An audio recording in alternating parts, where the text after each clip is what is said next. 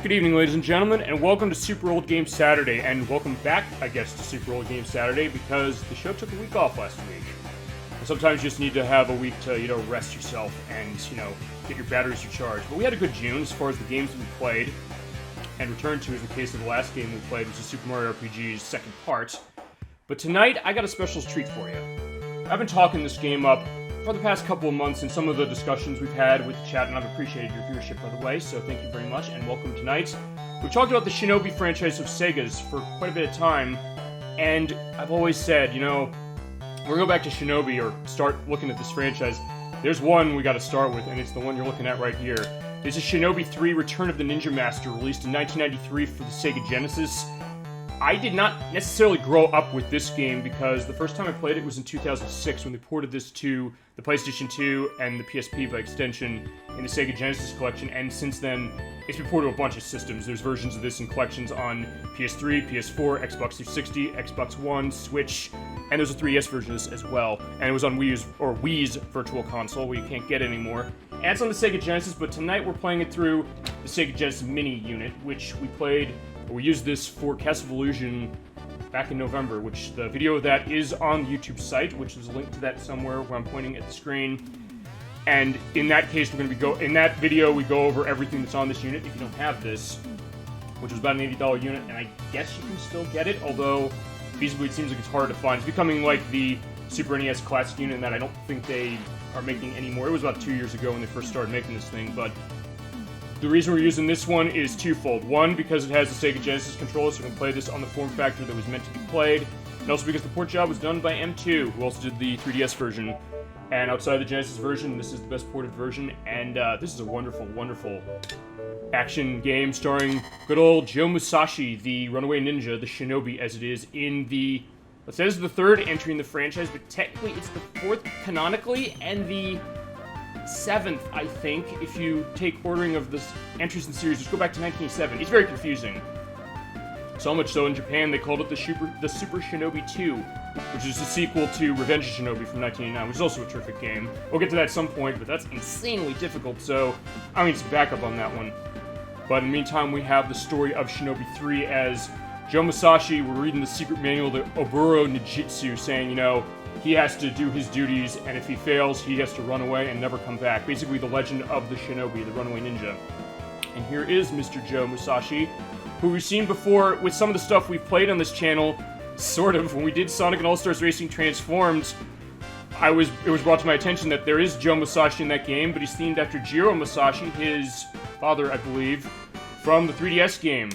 And that was Electverse who gave me that perspective, and hopefully he'll be here for this show. If not, it'll be on the YouTube site, because I know he's been asking for this game for a while, and I'm happy to deliver it. And I'm happy to be playing this game, because this is a great, great game, and probably the pinnacle of this franchise, which hasn't seen a new entry since that 3DS edition, which is about 10 years ago now. I think it's maybe high time we come back to this at some point. But anyway, we are on the options menu. I'm going to set my settings. We're going to play on normal. We're going to have shurikens. You can set your shurikens to 50. You can also set it to none if you want a little more of a challenge. In increments of 10, we're going to go on 50. Normal is fine, because this game is not... This game gets hard as it goes along, but it's not like Revenge of Shinobi, where it starts really hard from the beginning. So it's going to be a little more comfortable, and it does a great difficulty curve as far as that. We'll get to get into the game and have some nice ninja action, which we haven't really had a whole lot of on this channel. We are with round 1, Zeed's Resurrection. Yeah, Neo Zeed. It was a group or a gang in the Revenge of Shinobi game and in all the other ones, but yeah, now he's back, and Joe Musashi has to come back to take care of him. First thing you're noticing, unlike Revenge of Shinobi, if you played that game, you ever run, you double tap the D-pad, you can just start running, and I love that in this game in particular. But like the other one, you just walk around, jump, throw shurikens, press the start button, you have your ninjutsu magic. We'll be using this a bit later. You do get a little bit of a bonus if you go through stages without using it. But for the time being, we're going to hold off on it. Just go around, as you run, you hit the B button in order to slash, and it is wonderful. You get those little elements of blood going there. Not too much, but yeah, it does give you a sense that, yeah, you're hurting these guys, and they're going to hurt you if they hit you too. Also, if you hold the B button, you have a block, which is going to be very useful for later parts in this game, particularly near the end of the game. Because I did do some practice on this one during the week when I had some time. Because actually the last week, and that was the other reason I canceled last week, is A, I needed a break, and B, I had a lot going on. So I needed to take a little bit of a break, and get some time to practice this game, because I was not necessarily confident that I would be able to run through it simply, although I guess it doesn't look like it's a problem. Is there also, if you jump and hit down on the D-pad and B, do that nice kick, which is nice, and also if you hit jump, see that animation of him putting the knee down. If you hit C, or it's the C button is the jump, you jump in the air and hit the C button. Before that, you do that double jump. We're going to need to use that a lot in this game. And also, you do that double jump and throw the shurikens, you shoot out a group of them, I think 8. You want to keep an eye on what your shurikens are like, but you can still attack without them. Or you can do that dash and go into the shoguns and kill them in one hit.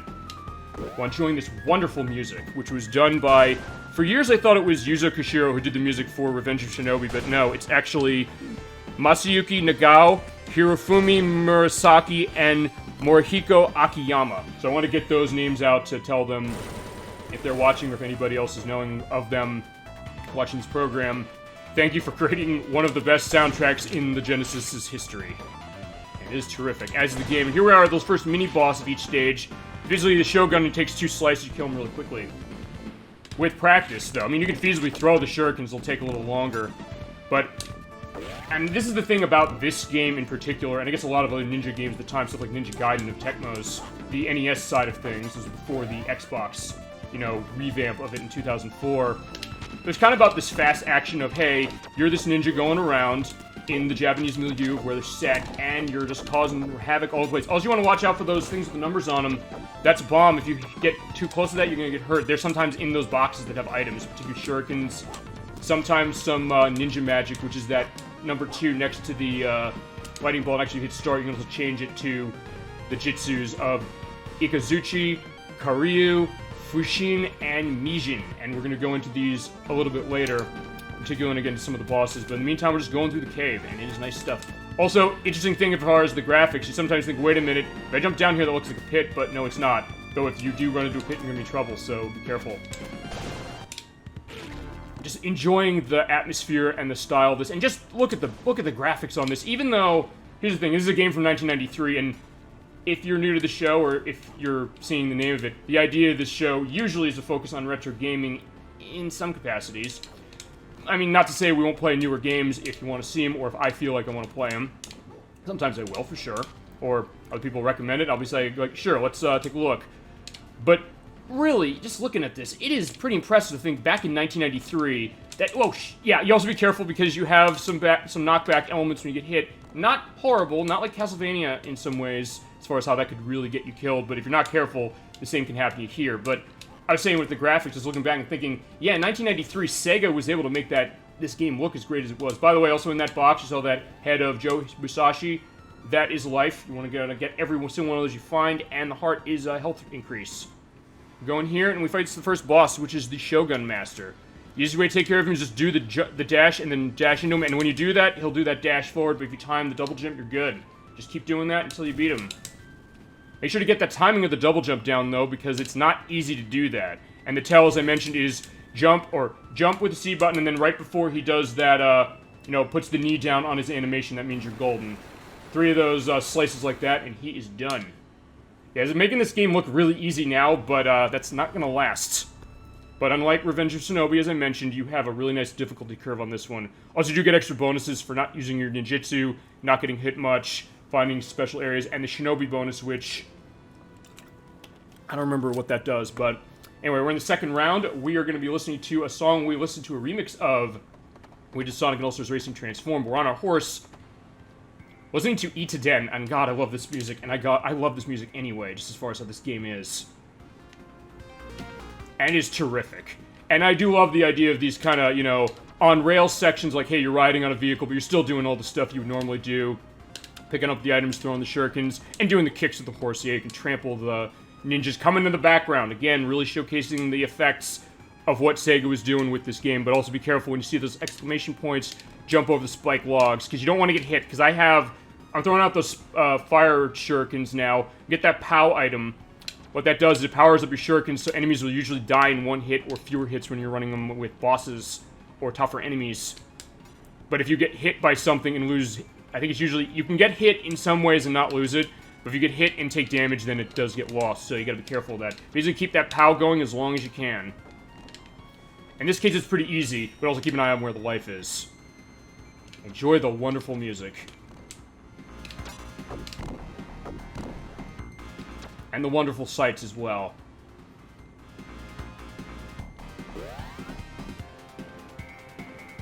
Alright, so with that, you hear this change in music, we have a mini-boss.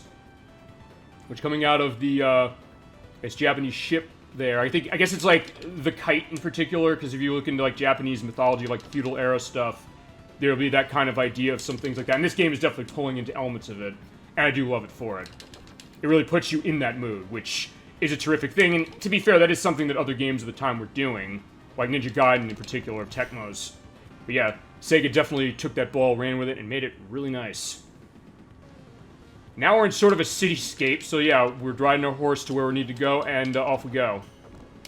And then using the things with the shurikens there. And those shielded enemies, by the way, which usually kind of want to wait until they throw the boomerang out and hit them, or the other thing you do is also, yeah, use the block to reflect the bullets, which is very nice to be doing. So jump over here, because there's a hidden item over here, or hidden items in the boxes. Alright, that's more shurikens, so basically I pick up a ton of them, so I have tons of ammo going along. But if you do run out of shurikens, you can still just slice enemies, and if you're close enough to them, you can do the kick like I'm doing there, or just slice them in particular. Actually, in the Sega Genesis Classics Collection, which has this, there is an achievement in that where you can set in the options menu to have no shurikens, and you go through the first level without having any. So it kind of changes the dynamic of how the game is playing. We're in this elevator section, and pay attention to where the holes are here to shoot the guys crawling out and take them out that way. Again, enjoy this wonderful music. I didn't need to necessarily do the spin, shuriken throw, but yeah, that's the thing about this game, and I guess with a lot of the Sega games in particular of the time, and just in general. You have the mechanics of them, particularly the really good ones, where you kind of want to just go nuts with it and just show off what you can do. Because you can do great things, and they can also help you out in a jam. So it works as being able to show off to your friends that, hey, look what I can do with relative ease, while also saying, like, yeah, if I'm utilizing this correctly, I'll be able to make a lot of progress and get myself out of sticky situations, of which we're going to run into a couple here, because we're on the elevator thing. I'm grabbing onto these poles here, but I'm not going to be able to ride up the elevator straight forever. Right here, that is a platform, so... And I also have to be careful, because if I fall down off the screen, that counts as me dying, so I don't want to do that. So it's like Contra or Castlevania that way, or the Sega Master System version of Sonic the Hedgehog 1, which we played the Game Gear version of last month. But, yeah, oh shit, no! Thankfully, you can hold onto the bars, and you're going to love doing that. Just hold up on the D-pad as you jump into it, and just go along with it. And you can also hang onto ceilings that way, and there's going to be a couple of levels where you need to be doing that with. And also, in this case, also time that double jump. Learning that double jump is the skill for this game, I will tell you that right now. If you've never played this game, that is something to know. And it does take a little bit of time, but it's something that it's not necessarily going to be a horrible thing as far as trying to get used to that. And the game controls terrifically, so it's not like... It's one of these games that, yeah, it gets difficult, and there's things you have to take care of, including jumping off the walls like that. But whenever you run into trouble, you're not usually going to be saying, oh, the game screwed me out. No, it's usually going to be your fault, and you'll just be driven to, do better next time. And more with this one than Revenge of Shinobi, because as much as I love Revenge of Shinobi, the prequel to this from 1989, it's insanely tough. I mean, I probably wouldn't be nearly as good at this point, or at this point of the game in that one. And we're at the second boss, which is the... Yajima is the name of it. I guess it's this robot. What you really want to do is, yeah, it distorts the graphics a lot, and actually that's not just for show, because that reverses the direction of your movements. So I was running right by pressing left, and vice versa. Usually the best way to handle this is just kind of throw the shurikens at him from a distance, but also be careful, because when he's in that state, the shurikens will, or he has the shield up, the shurikens will go hit the ground and won't hit him. Actually, the best thing you can do is, if I can get him to do it, yeah, that. If he comes down like that, you can do the slice, if you time it right, and then end this battle quickly. But you oftentimes, or more recently, I've tried to do this, I haven't necessarily been that lucky in doing it. Alright, okay, now I was. So alright, he's been slashed, and he's done.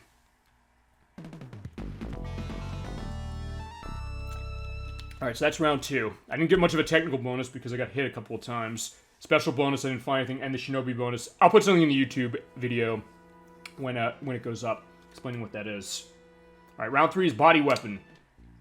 Yeah, this is where we're realizing, yeah, there's a lot of weird experiments that the Neo Zed gang, or Neo Zed in particular, are doing. So you have these little, like ooze men or like acid men thing. Almost reminds me of Swamp Thing, which was around in the 90s, so I guess that makes sense. You're not going to necessarily be holding onto your power much unless you're really careful, and I'm clearly not being careful. If you run into those flying brain things you want to knock out of the air. But enjoy the great music again. I'm just going to be saying that every level pretty much because the music is that good. But also creating an atmosphere of, yeah, I'm in this dark lab, all these things going on, looks very mysterious, and the nice build to what's going on. Just go on and use that hang to climb up and find items, including another POW, but I got hit by the brain, so it's going away. That is the most annoying part when you get hit by those things, but it's not too bad. Ugh. Oh, okay, the other thing is that there are brains in those tubes, but if you... Oh, I forgot. I hit A by accident. That pulled up my Shinobi magic, or my Jitsu. This is Azazuchi, which what this does is it allows you to take hits without losing life for a period of time. Basically, as long as that electric shield is around me. There's other ones we're going to use, and they're going to be very useful much later in the game, particularly at the end of the... Or actually on the final boss, which I'm going to be using one of them very specifically when I get there. But usually when I tend to play this, early on I tend not to use it, I guess maybe because I'm thinking, well, I want to get the no ninjutsu bonus at the end of the stage. Not that it really makes too much of a difference, because the points are really for lives more than anything. But maybe just because, like, well, I just feel like a total, you know, I feel like a ninja. I just want to run around, do that run, and do the slices of everything. In that case, I just hit the A button by accident, which, by the way, hit the A button for this one and pull up, or use the Jitsu that you have, and hit the start button. Also, you can switch between the other ones, well, when you have it, but I have none, so we can't pull any out yet. But you can also pick up some items to get another one within the level. I think there is one around here as well. I think up here as well, because what you have to do is you jump onto the conveyor belt and climb across them, avoiding the ooze down there, which is not one to kill, but it will hurt you, as will those electric balls on the conveyor belts. But with enough practice and some fancy footwork with your platforming, you should be fine. We have to go to the right, we're going to the left first because there are items over here. Alright, shurikens, basically. Yeah, I got tons of those. I got 238, so I'm not running out anytime soon unless I die, because then it resets them to 50. Or if it sets them to the default that you set in the options, and since I set it to 50, that's what's going to be. Also, okay, there is a Jitsu power, where if you jump off the wall like that, you can get it. Let's see, we also have Karyu, which is a fire nuke that hits all the enemies on the screen. Fushin, which allows you to jump higher and faster, and Mijin, which we're going to be using way later in the game, which what this does is that when you use it, it kills the enemies on the screen, but it costs a life for you when you use it. But you don't die instantly for it, as long as there's an enemy on screen. If there isn't, you'll lose a life. But when you do that, your health recovers, and you get another life, and you get the Jitsu back.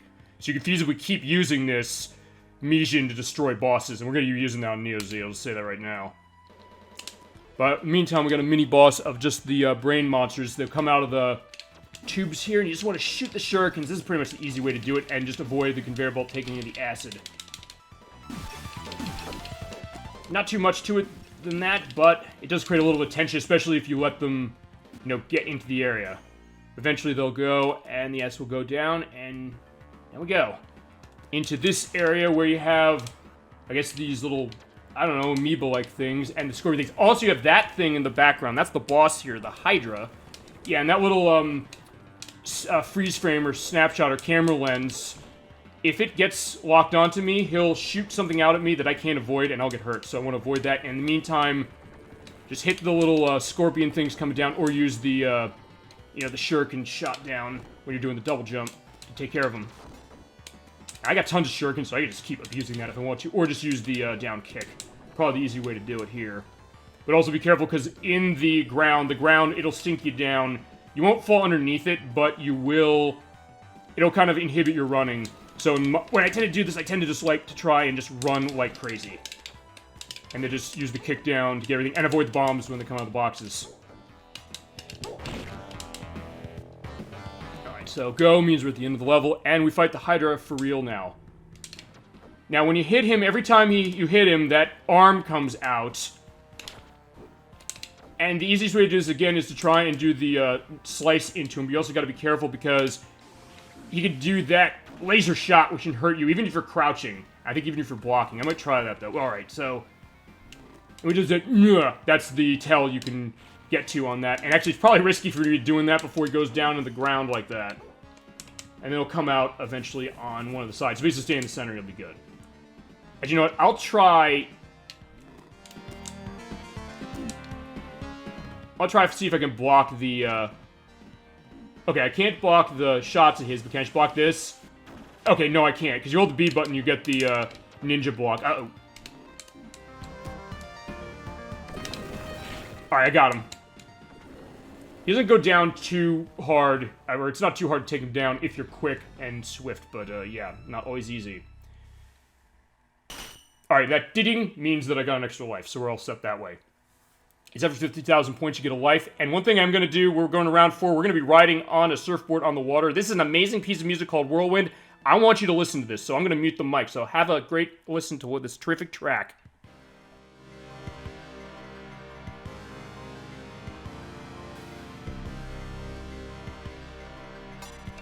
Okay, alright, fine, I'm not going to be doing that. Hello, Montag UK, how are you doing? We're playing Shinobi 3, and you're listening to Whirlwind, perhaps one of the best pieces of music to ever come out of the 16-bit era, and perhaps out of video games in general.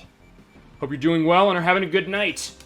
I'm having a good night for sure, especially playing this game. Cool, it is cool, and this is a game that... I didn't necessarily grow up with this, but when I played it in 2006, came out in 1993 initially, I was saying, where has this game been all my life? And I love it so much. Probably the pinnacle of the Shinobi series of Segas as well. But in this case, you also have to be careful of, you know, using the jump kick down on those guys. It looks great. Yes, it does look great. And for a game that came out in 1993, this definitely showing off what the Genesis could do in every single capacity. Especially in terms of the music and everything else. And also is much more gradual difficulty curve than Revenge of Shinobi did, which is why I like this better. It was a bit faster, but that's also a great game too, and I can show that off at some point. I love this music so much. It is amazing. It's one of those things that almost does bring a tear to your eye, how beautiful it is. You think, like, well, I've sometimes heard some people saying, like, well, are they necessarily big into, like, gaming music? Is there really much of an artistry to that? And the answer is absolutely for something like this. How long have we been playing this? Tonight, only about 20 minutes. Which is surprising. I'd have thought I would have been, you know... Okay, not that I've been only playing for 20 minutes, but that I'd be as sort of far in it as I've been. Though I did practice this game earlier this week, so that might be part of what it is. Yeah, right now we're fighting the armored mech. Just pretty much throw the shuriken down and be careful when it hits the mines in the water, because they'll come towards you. And also be careful of his blocks. And those, yeah, those fire blasts, you can shoot those out.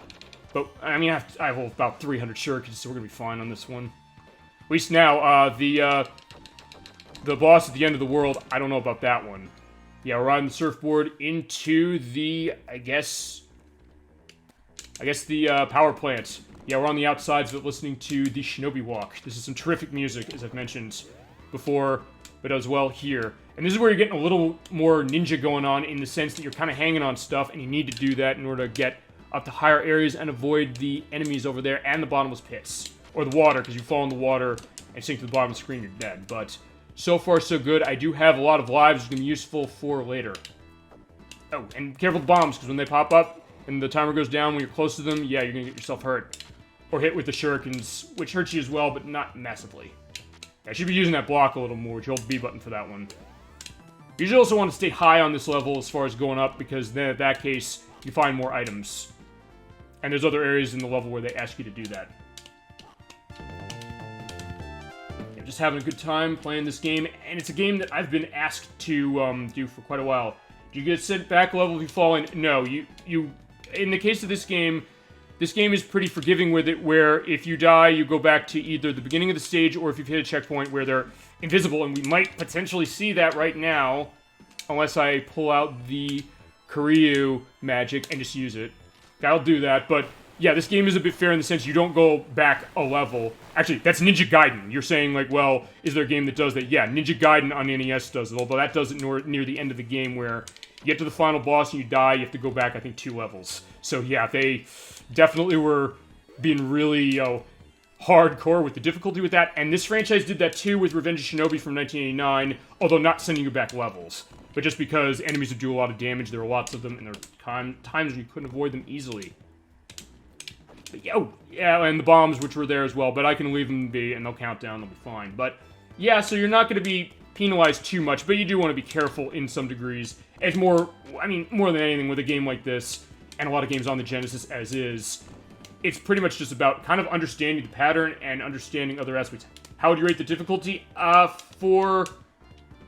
would say it's about average to a little above average as far as a little harder. More because of the later areas of the game. This is the 4th world. There are 7 worlds in this game. Later in the game, we're going to see areas where they're definitely asking you to be on your game with your jumping skills and with the double jumps and landing on stuff and hanging on the pipes like this. I would not say this is the hardest game on the Genesis. That would probably be either... Well, Revenge of Shinobi is probably one of those. I'd also say Contra Hardcore, because we're playing this off of the Sega Genesis Mini unit, which does have Contra Hardcore on it. That is definitely a hard one. I'd say Musha from, I think it was Compile developed that one. That's a pretty tough one. Alien Soldier from Treasure. That's another. Say what? Oh, that's a tough thing. They put the bomb there, and if I'm not careful, I get knocked back and fall in the water. Yeah, this game gets hard later, but it unlike Revenge of Shinobi in particular, this one ramps up much more gradually, because I'm at the 4th level, and now it's starting to throw these more difficult things at me, whereas okay, that was lucky.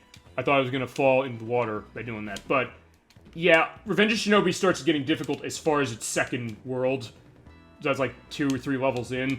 This one's like, okay, I'm at the 4th world now. Now they're starting to crank up the heat, crank up the difficulty, so in that case, it is very gradual, and I do like that. So it still gives you that difficulty in a good range, and also there are difficulty options for this. You can set it to hard and expert, which I believe what they do for this game is they increase the damage you take, and they also reduce the number of lives you start with. I think Revenge of Shinobi did that as well, which at some point I can do, although I think I might potentially use a cheat for that because of how difficult it gets. Alright, but I do want to be careful of the vents coming out of the pipes. You can see them. Thankfully, they do show the vents, or the steam coming out of them, even though the pipe is a little off-screen. So it's like, okay, it's not going to be completely blindsiding you. You gotta be careful jumping up. So yeah, it's pretty fair as far as the difficulty, and there's more options to make it harder or easier if that's what you want. And with this Sega Genesis Mini unit that we're playing this off of, in fact, you know what? I'll show this off. You hold the start button down for about 5 seconds. It brings up a menu. You can put save states down. I have 4 of them down for the purpose of what I've been doing and for the stuff I was doing. Ash, just like that. Okay. Yeah, so that's basically what that's all about. So you could feasibly just use save states to keep continuing as much as you want in terms of that, which is something you couldn't do on the original Genesis version. But you do have continues as well, which you can get. And yeah, come down here for a ninjutsu power, which will be very useful when I get to the boss here. But I also do have the power for my shurikens, so be set and double jump here. I like the possibility of setting difficulty. Yeah, and that is definitely a case for that, especially when you get into a case of a game like this where it can be a little more difficult. And I guess back, because when you think when in the days of like the 16-bit, 8-bit era of stuff, all right, I destroyed him really quickly, but we're not done with this boss yet. But that's because I had the powered shurikens. Yeah, but especially back then, the idea was that games were made hard. Well, because the idea of like, hey, there's a thought that, you know, I guess people were going to be able to handle that, or the idea of, and I know some games have done this, they said, we deliberately made a game hard because we said, alright, there were the idea of video rental stuff back in the day, which you don't have as much today. I mean, you can still rent stuff out of Redbox and things, but mostly a lot of it is digital stuff, like the PlayStation Now and the Microsoft Game Pass, for being able to play games, kind of rent them, try them before you buy them that way. And in the 90s, there were a lot of games that developers even said specifically, yeah, this game is hard, and the reason we made it hard is because we figured, oh, if kids rent it over a weekend at a Blockbuster or a video store of some sorts, they'll finish it too quickly, and then they won't want to buy it. But, yeah, in some cases, then it's like, well, that becomes a weird case of that. Or even cases where you have the Japanese version of a game being easier, weirdly enough, than the US version. And yeah, I did destroy the gunship and gun mecha a lot easier than I thought I would. But, yeah, I know, because I mentioned Contra Hardcore is in this, on this unit. that's a game where the difficulty is much easier in the Japanese version than it is in the US, because you have one-hit kills going on in that game, and you don't in the Japanese version, which is very strange. And a lot of Konami games, like Contra Hardcore, that did that, Castlevania 3 being one of them. But, yeah, so having an adjustable difficulty does help, but it is, even on easy, it's not going to be that crazy.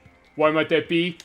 Well, I mean, see, it's weird, because usually it's in reverse, you'd think. Well, it's like, well, wait a minute, can American gamers handle a game that's super hard? Because I know nowadays, if you talk about really hard games, you talk about Dark Souls, which is the game by From Software. It's like a hack and slash of sorts where you die really quickly, like 3 hits, usually, from anything. And so, I don't know, I mean, I think it's probably that reason, the thought of, hey, if they're localizing it here, they thought, well, would people buy a game if they could beat it really quickly? And, I mean, I guess I'm one of those people who, I don't necessarily need a game to be... I mean, look, I can handle a game with an insane challenge if they ask me to, and I won't necessarily not buy a game for that reason. Or even like when I rented games, where sometimes I'd play the game, I'd rent it, and I would beat it, but at the same time, it's something that if it was really good, I'd still say to myself, I want to have this for my collection, I want to hold on to this, or come back to it, or in the case of a game like this, perhaps put it on the expert difficulty at some point, and do that. Ovian, is that supposed to be a reference to Oblivion? I think? Oh, yeah. Okay, it is. Because that's another one. It's interesting. Yeah, Elder Scrolls 4 Oblivion from Bethesda Softworks. That's an interesting case you bring up difficulty on that one, because that's a game in a franchise, the Elder Scrolls series, that had 3 entries prior to it, and then there was one, the first one was on the console, was the Elder Scrolls 3 Morrowind, which was also on the PC, but it was on the original Xbox, and that was one where it was very daunting as far as some of the elements it gave you, and some of the freedom it gave you, and how difficult it could be. And one of the things that Oblivion did, along with fixing a lot of the glitches that the home version had, or the console version had, was giving a more, I guess, adjustable difficulty curve so that you could kind of get into it, and in a weird way, kind of giving you a little bit of a primer for games like that, so that then, if you play later games like it, I know when I played its sequel, Skyrim, I kind of would put it on the higher difficulty starting, because at that point, it's like, okay, I have a knowledge of how this game or this style of game plays. That's also how I handled, when I first played it, Bioshock Infinite, where I played Bioshock 1 and a little bit of 2, and I got that one. I was like, okay, I played these other 2s before, I know how this operates as far as the kind of game it is, which those are first-person shooter adventure games. So at that point, it's like, okay, I'm a little more comfortable, handling that. Yeah, we're in round 5, we're in this, I guess, burning jungle with the, I guess, the military here, and we have the other robot there, where we just pretty much throw the shurikens. Yeah, I have almost 400 of these things, and I have 9 lives. So yeah, this is not going to be a problem. Or I can just hold the B button down, reflect the shots, so you get your ninja going on. That might be what the Shinobi bonus is. Do people tend to sell games once they complete them?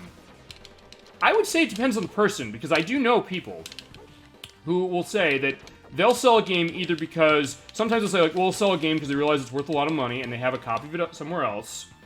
I know some people who realize they had a really rare variant of Super Mario Bros. For the NES, but they have a collection of it elsewhere. I got an extra life there.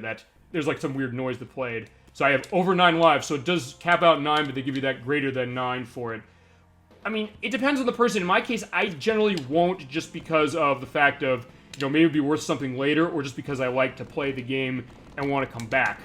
But, yeah, I mean, there must be enough of a market for that, because you have, like, the used game market. People sell games that they don't play anymore, or put them on eBay or something for that. Actually, one thing also to point out here is that we have those bombs that go down with the timer. In this level, they actually utilize them for when you break those areas, the platforms will, go away, or they'll blow up, and they'll reveal special areas, including over here, which honestly, I don't know how to get through. I think you have to do a crouch crawl to get through, and it's very specific how to get over that hole, so I'm not going to do that because I don't remember how to do it. But to go back to your question then, is that I think it depends on the person. In my case, I tend not to sell stuff that I already buy, even when it's, and I guess maybe it changes through the years, because I know people will say, like, hey, I'll sell a game because I don't play it anymore, but then years later saying, like, hey, I remember having this game, and just for the purpose of, playing it, even if it's a game I don't like, sometimes they'll want to say, like, I wish I had it, or it becomes really expensive. Now, even Shinobi 3 is not super expensive itself. Whoa, shit, no! Okay, oh, that was close. Okay. I'm the same, I don't have many. So I guess in that case, you probably want to hold on to games that you have for that reason. Okay, yeah, that was close. Thank God that pipe was there, because otherwise it would have fallen down and died, but alright.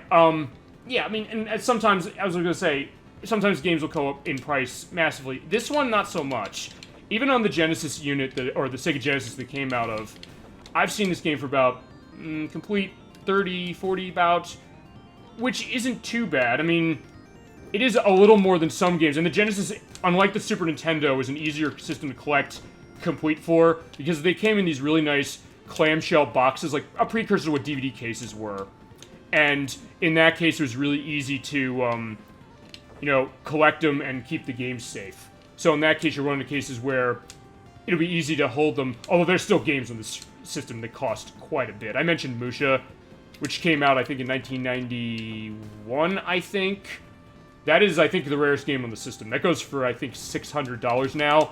And I have it because I bought it, or I downloaded it on the Wii's Virtual Console before they shut the service off. Uh-oh. Okay.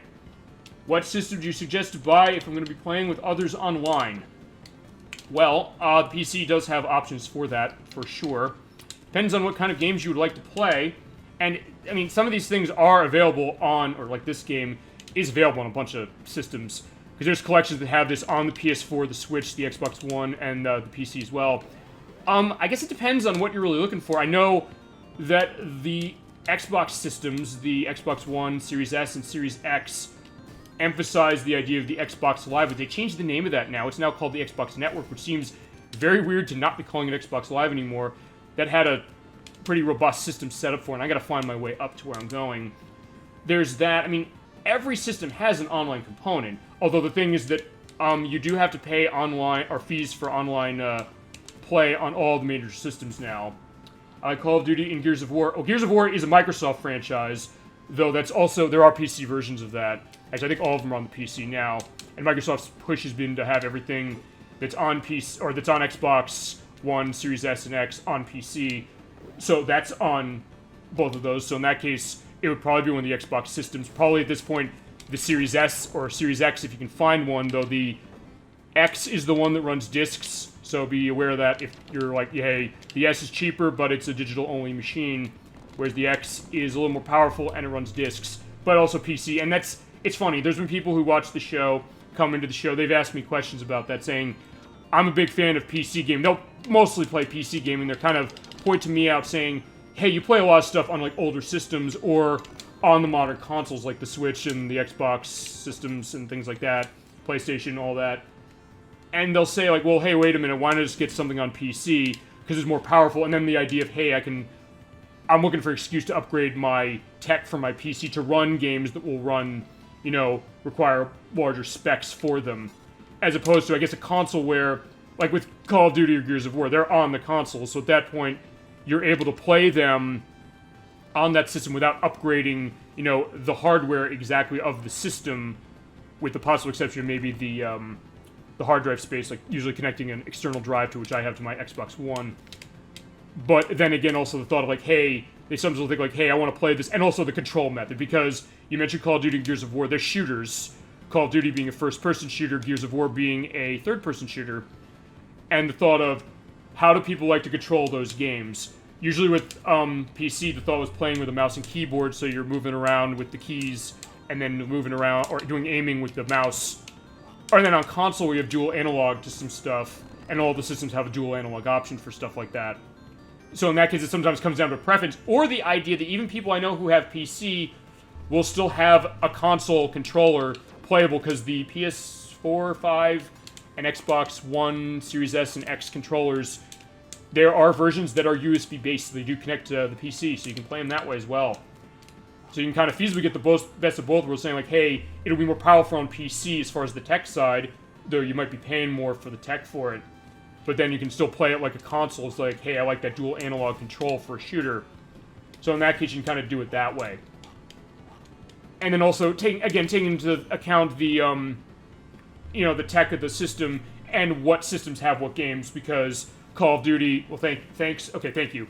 You're welcome, no problem, absolutely. Because sometimes they're not on all systems, particularly the Switch, that's a Nintendo system, which is, okay, it's not as powerful as the PS4, 5, Series S, Series X, although you have the exclusive stuff on that, the Nintendo games, although you don't have Call of Duty and Gears of War for that. Gears of War because it's a Microsoft franchise, and then Call of Duty because Activision doesn't want to put it on the Switch. Although, considering that, I guess Activision's history with that series on the Nintendo systems, because they ported to the Wii for Call of Duty 4, and actually a lot of the ones that were on the Xbox 360 and the PlayStation 3, and then they were downgraded a bit, and same sort of with the Wii U edition of Call of Duty Ghosts, so maybe that's part of what that is. Alright.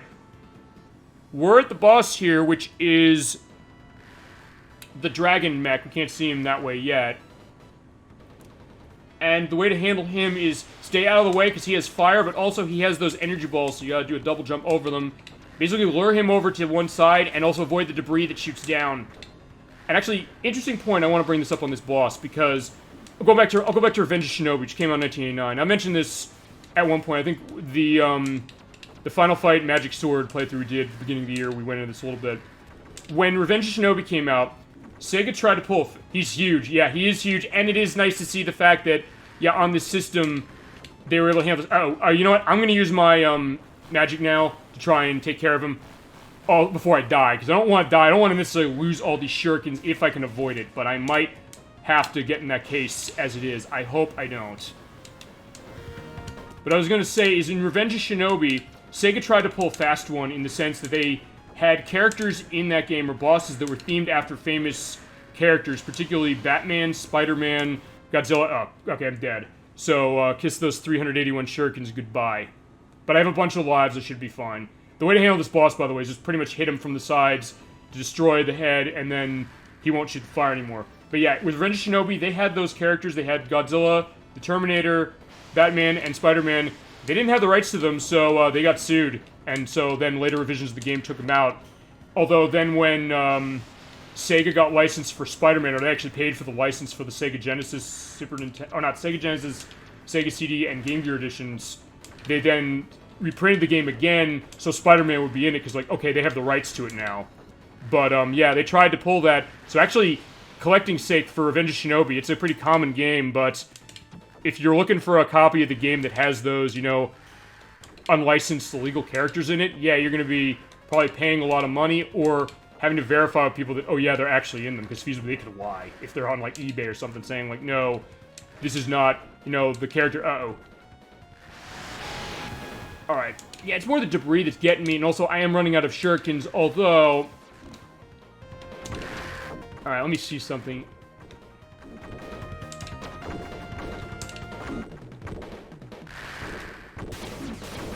Alright. That was an interesting case, and I guess maybe with this might have been like a callback to that, except for the fact that, yeah, it's not licensed and you didn't get trouble with it. Okay, so after enough hits, the head comes off, and that exposed part becomes shown. And at that point, what you want to do is just keep shurikening it, and then avoid the energy balls. He will not shoot the fire again, or shoot the fire anymore after that, so it's a little easier to avoid, but sometimes you gotta be careful. But I mean, I guess it's pretty good that I got to this part of the game without dying, but I'm out of shurikens, so because of that, you gotta get up close and personal. So I'm kind of glad I showed that part of it off. But you can stand on the hands and do slicing and dicing. Look. There you go, and got him. Alright, so that didn't go off too badly, even though I died and I lost all the shurikens, but I can find shurikens going along, and actually... How do you get rid of him? Yeah, like that. Slash him. Throw the shurikens to the head. When it comes off, keep hitting him again. Surprisingly, we're almost near the end of the game, although I don't think it's going to be easy to get through the rest of the next 2 rounds. This is round 6, traps. Starting traps in one way, because we're falling down a cliff, and we have the platforms coming down here, the rocks. You have to climb upwards while the screen is scrolling, and if you're caught at the bottom, you're dead. You also have to be careful of where the enemies are, and flying enemies that come, which are always a tough thing to take care of. At least you get to hear more of the music. This was Japan-esque is the name of this song, which was on the first stage. We'll get to hear it again. This is awesome. It does put you in the, you know, the feel, or the flair of the Japanese, you know, element of this game. Oh, yeah, that's always the hardest part of this stage. Those flying guys, and also the idea of when you do the double jump like that, and you attack, sometimes your instinct is that, oh, I want to attack because I want to be safe in the air, but you use more shurikens by doing that. So basically you want to pretty much see, when you see a box at any point in this, destroy it to get more shurikens feasibly, and... Uh-oh.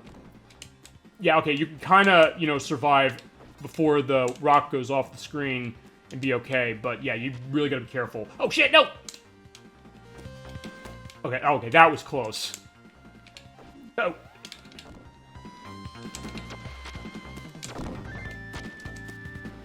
Yeah, this is where it gets a little hairy. Uh-oh. And sometimes it's like, yeah, I'm hitting those. Oh, no. Oh, that was close. I cannot believe I am hanging on to this as much as I am. I thought I was falling off of the screen at least 3 times back there. But somehow I survived, and here we go. Maybe the ones that are on the rocks are not the hardest ones to handle as the ones that are flying. Great, thank you. And there is a life here, so thankfully we're in good shape, and we have 10 lives now. And this is where it gets a little harder, because you basically have to wait till it gets sorted to the bottom, but it is more forgiving than Revenge of Shinobi is. I mean, I don't think Revenge of Shinobi has a part like this, but it is something that you still have to be on your toes for this. Basically, you have to wait till the end and time the double jump right, that's the most difficult part of this game. Alright, here's the boss. This is, Karura. Yeah, I had to look the names up on this, because I played this game, but I don't always remember what the names of everything is. And I don't always remember the, lore of this game. Yeah, okay, yeah, that's the hard part right there, because he'll do that slash. He'll go around in, like, the leaf world there. But then what'll happen is that you have to hit that very specifically. I think you have to hit it at the... Yeah, you have to hit the center of that, ball there, and then he'll appear. That is awesome. Yeah, it is, and it does have... It goes into the idea of the style. And yeah, in that case, if you duck there, you can avoid it. I tend to stay on the left of the screen here, because I have a better chance of not being hit by him. But yeah, it is awesome, and I do love the style of this game, and just of this series, which there have been other ones as well. I mentioned Revenge of Shinobi, but also stuff like the original Shinobi from 1987. Oh, shit, no! Oh. Alright, so unfortunately I died, but I do start back at this stage, so we should be alright. And I have 9 lives, so I think we should be good. And you do have continues, so we should be in good shape, feasibly. If it gets bad, I guess I'll use a save state, but I don't think that's gonna happen. Yeah, you do get close, and I'll say it about this game. This game is hard, but it's fair, so it's not that you're feeling like, oh yeah, I got cheated out of this. Yeah, it's just when he does that, and at that point you pretty much want to face the right, because if you don't, he'll knock you around. This is great. Yes, it is. I mean, it's a great game to watch, but it's also a great game to play. And as I mentioned, it's something that is very, gradual as far as difficulty, but then it does get a lot harder. But yeah, we going to the right there, that makes it easiest for you to, duck under his, I guess, scythe slice, or... Yeah, it's a spear, not a scythe. Either way, it's something that gets, slicing you, and you gotta be careful. But I think you go through about 4 phases of this, and then he's alright, or then he'll be gone. Oh, no! I did it again. I did the same mistake, so... Alright, in that case, I pretty much have to watch out for when he does his... Or when he comes from the right. Because when he comes from the left, I can duck under him easily. I mean, I could use my ninjutsu powers in some ways, but I want to wait till... Alright, actually, you know what? That's probably the better way to do it. Just jump into it. Even though I get hit, I go backwards, and I hit the side of the screen like that, so I'm going to be safe. So, okay, if he goes to the right like that, that's what I'm going to do again. I'll just take the hit. And that way, it's probably the safest way to go. Even though I'm getting hurt. I'm getting hurt, but I'm not dying from falling off into the middle. And if you think this is potentially, something hairy, if you ever played Castlevania Dracula X... on the Super Nintendo in particular, because there's a TurboGrafx CD edition of that, which I believe Limited Run is doing a reprint of. And which is interesting, because that game never came out in the US, it only got ported in other places. Uh-oh. Okay, no, we're good. But yeah, in that case, the final boss is over a pit like this, and... Okay, yeah, just jump into him, that's fine. Yeah, but that game is even more difficult when that happens than this one, but I think we got him. Oh, we have... Okay, one more phase. Okay, so you alternate going left and right, so that makes it easier. Oh. Oh, yeah, I did the dive kick, which is very risky to do. I think I got him. Alright, yeah, I got him, because when he's on... It looks difficult. Yeah, it can be, and clearly this is the one that's giving me the most trouble if I've died on 3 times, but, yeah, with enough practice, you get it. The next boss, though, that's going to be a little more difficult, and so is this, because we're at the, Japanese Shinto temple, which is a little bit of a maze. This is not too hard a level on its own, except you gotta be careful of the, I guess the spikes coming up, which, interesting factoid, you hear that sound, that is actually the same sound as the spikes coming up in Sonic the Hedgehog, interestingly enough. Alright, now, here's how this level works. There's that door that says in. There's all these boxes and there's blocks up there. You actually have to jump up on the boxes here to make progress. I'm not doing that yet because when you go in this indoor, it takes you back to the beginning. The idea is like a maze. You have to find what the specific doors you need to go into are, but by destroying those boxes, I'll come back and they'll be there again. So I can feasibly farm shurikens that way, or I can farm health when there's anything in there that's health. I think, was there health in there? Oh, or, well... You know what? I guess not. Alright, yeah, you do have to do a specific... You have to do the double jump or just right to get up here. And there's another door. You know what? Let's show the doors. Because in a lot of ways, I think it may... Well, it probably will pad the game out, because otherwise I think I might beat this thing in about... maybe half an hour. Alright. Yeah, you have those spear things there. The block will help you here. If you hold the B button down, you'll be set. Oh, unless I just run into the spears that way on the ground. Oh, or... Okay, I wanted to get the shurikens in time for... Uh-oh. Alright, good. I got health. The heart is health, so we should be set. And I do have the detail here as well. They do give you an idea of, like, the mist in the background. Although it does look a little pixelated in this version. It probably doesn't on the actual Genesis itself. Alright, but by going here, we do go down here.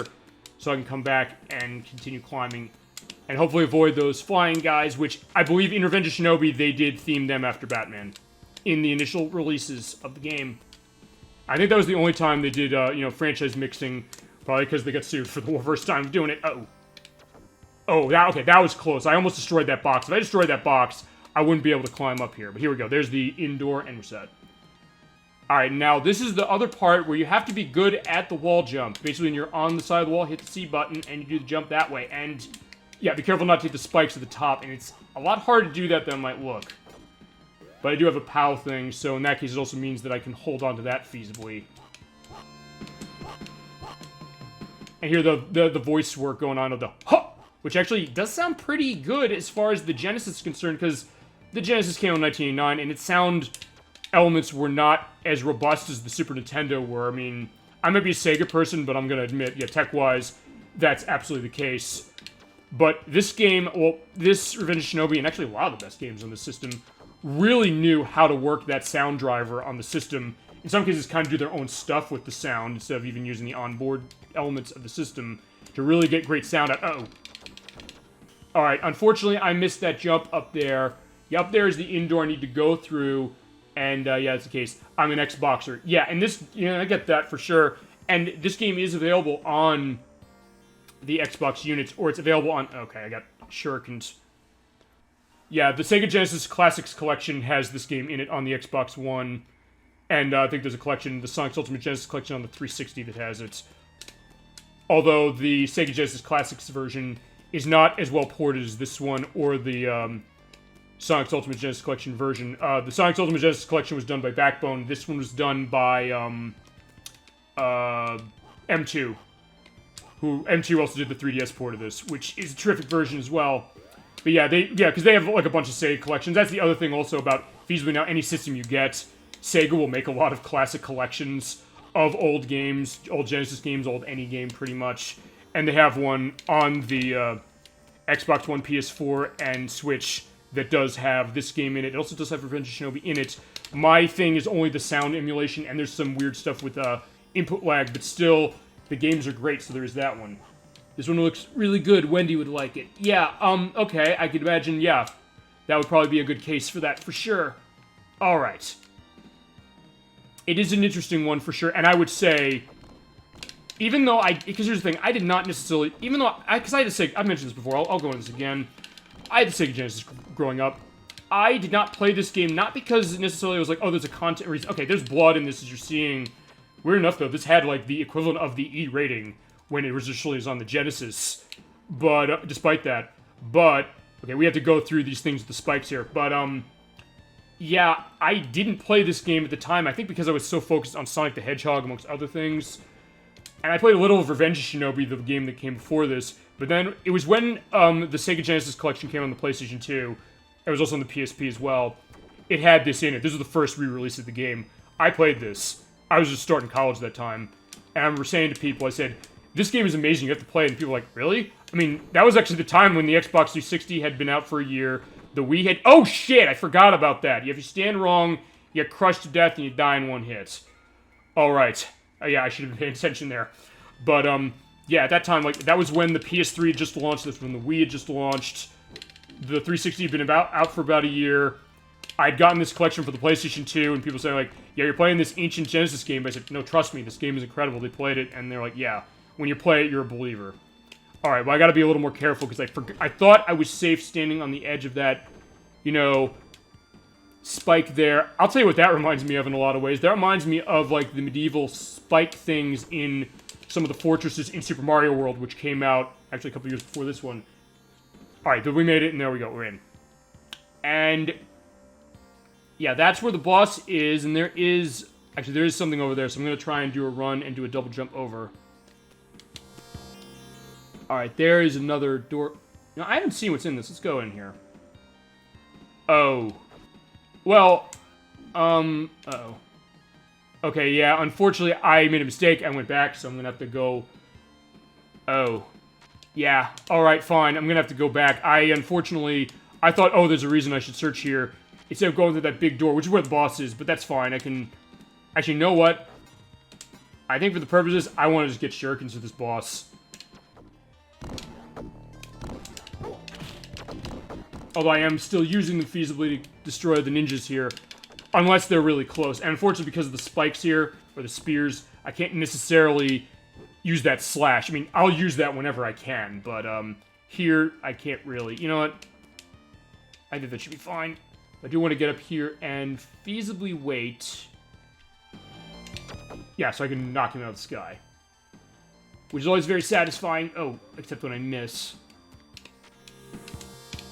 Perfect. Actually, okay, no, at first I thought I was... oh, yeah, oh, there's a bomb in that one. I did not know that. The doors to escape. Yeah, well, I can escape feasibly in them.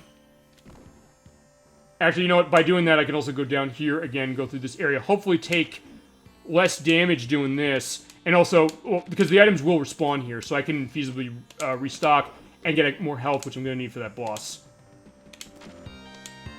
Alright, perfect. And this will just take me down to the bottom, so I can just go through this way. So I basically just... what we need to do is we need to go back to where those spike things were.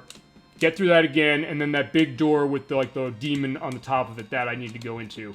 I thought there was going to be another item I could feasibly get to get through. Basically, it's a maze. Pretty much. Alright. I mean, if nothing else, feasibly is giving more time on this game, because I was trying to guess how long this game would take to play through. Because actually, I'd never beaten this game until this past week, when I was doing the test playthrough. So I don't necessarily know how long it's going to take, but yeah, if I'm at the... I mean, the next world, by the way, is the last one. So first thing, like, well, if that's the case, I'm getting really close to the end of the game, which is fine. Some games I'll play, or we'll play on the show, will be shorter than others, or longer than others, or things that I'll play them, and we won't finish them in the one show, so we'll do the part later. But in this case, yeah, I can get rid of it this way. Yeah, but I do have more shurikens, so I can be set this way and be in a better shape with my health, feasibly. I guess the benefit of going through this again is that, well, I've done it before, so I have a little bit of an idea of how to handle it. Alright, so, in the door.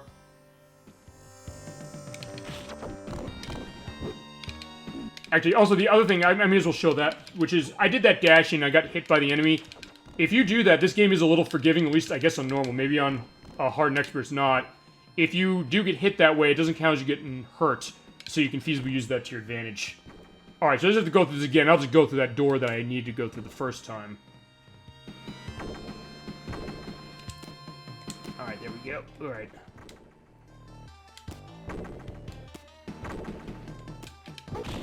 Oh, so I could use that drop kick. That doesn't cost shurikens, so in that case I can... This game in particular, more than Revenge of Shinobi, does give you more options to fight without utilizing your shurikens. Alright, this door. This is where the boss is. We're going in here. Alright, this boss is pretty difficult, and I might die on this, because what you have to do is you have to wait until the, what do they call them? The Demon Hag, I believe is what she's called. There'll be two versions. Only one is the real one to throw shurikens out. And then what you gotta do is you gotta kind of guess which one to hit. It's not always easy to tell which one you gotta hit. And sometimes the way they throw the shurikens make it a little difficult, so you have to do that, and in a sense, get lucky and be quick. Actually, it's kind of not dissimilar to when we did Super Mario RPG 2 weeks ago, or the second part of when we did the Eurydice fight, which had, like, a mirage element of that boss. Ooh. Alright, when you do enough damage... Okay, there we go. Do that flash, and this is the next section of the boss.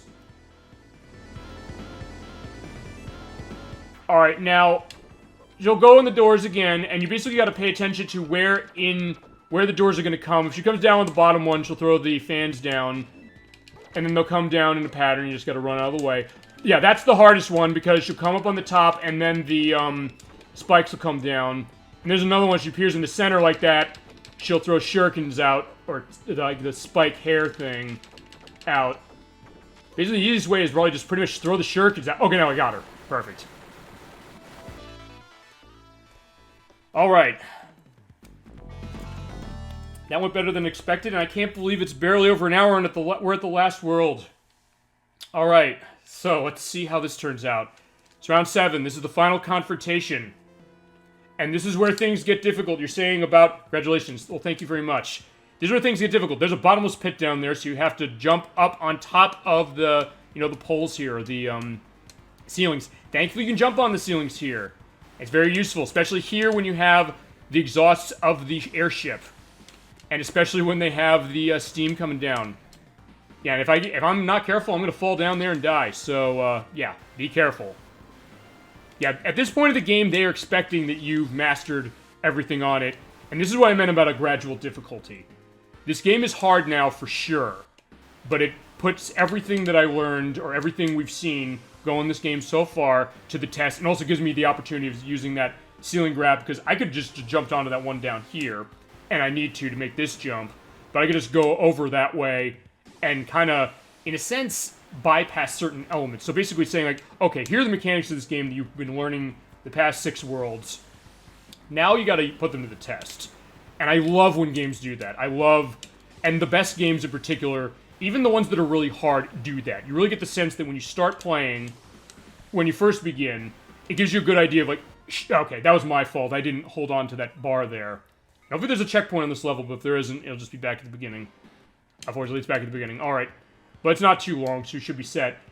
It definitely puts your skills to the test, as I was mentioning, so that you then feel a great sense of accomplishment. Alright, you've been practicing this for so long, now show us what you can do, and it definitely gets you a case of that, especially when you do it right. Alright, so... And I guess also, if you're thinking about, Genesis games where you're ending on an airship, I guess this is not the first time we've seen this as far as a Sega game, because, Sonic 2 did that with the Wing Fortress Zone, which did have areas where you had, like, all exhaust coming as well. Though even that wasn't as difficult as this, in some capacities at least. Alright.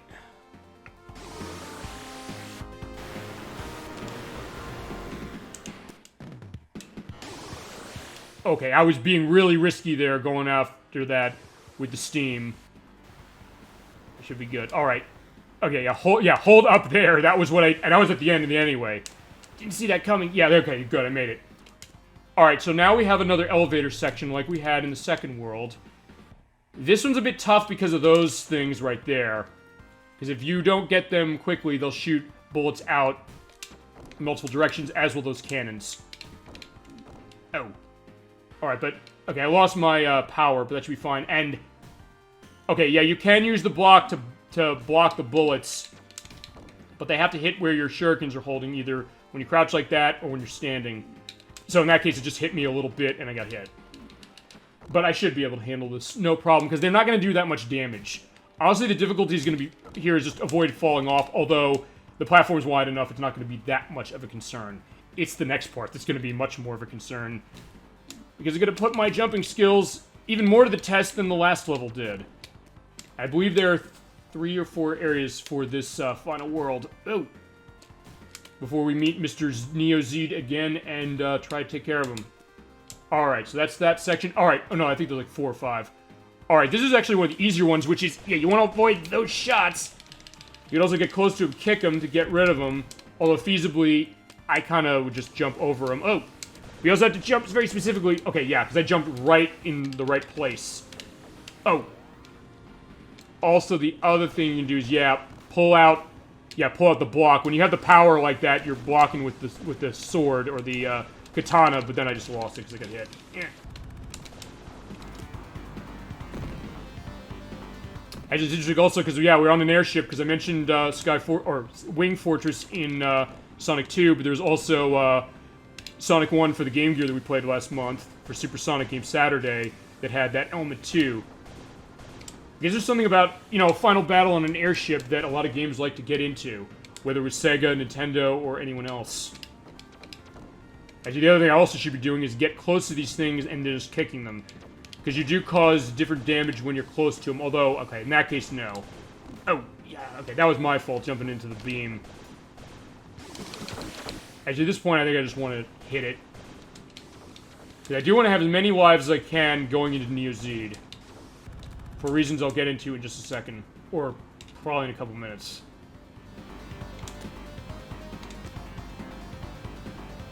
Alright. They're the vents. Yeah, which you could kick these, thankfully, so yeah, they'll go away really quickly. Oh no. I could use some health now. I know there is some health somewhere. I think maybe in this box. This is also why I just destroy every box I run into. Alright, perfect. Ow.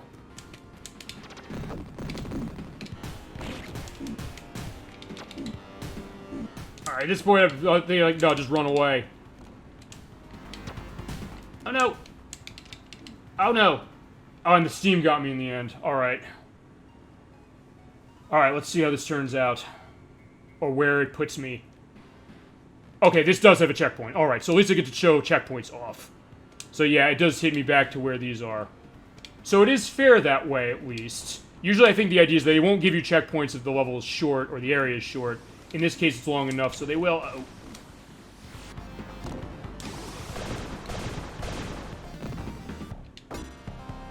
Is he deaf or dead? Yeah, when he does the fall, you like that, yes. But, yeah, Joe Musashi's a tough Shinobi for sure, so he'll handle it. I'll also wait until he does that shot. Yeah, because he can do that dash slice. So you can say, well, alright, I should get closest to do the kick.